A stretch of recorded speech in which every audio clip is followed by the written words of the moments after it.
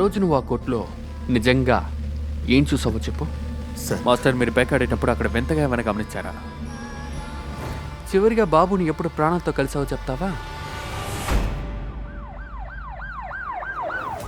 బాబు ఆత్మహత్య చేసుకోడు, చంపేశారు.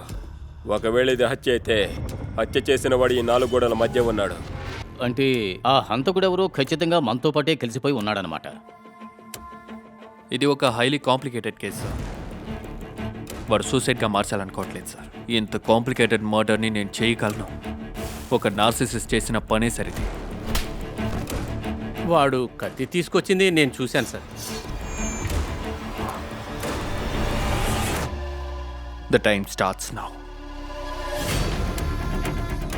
ఆ రోజు ఆ షాప్ కి వెనకాల ఇంతవరకు చూడని వ్యక్తి ఒక అతను ఉన్నాడు.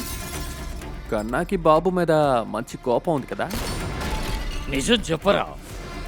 చూసేవాళ్ళు చుట్టూ జరిగేవి సాధారణంగా అనుకుంటారు, కానీ ఏది సాధారణం కాదు. అదంతా ఒక మాయాజాలం, ప్రతిభగల మెజిషియన్ చేసే పని.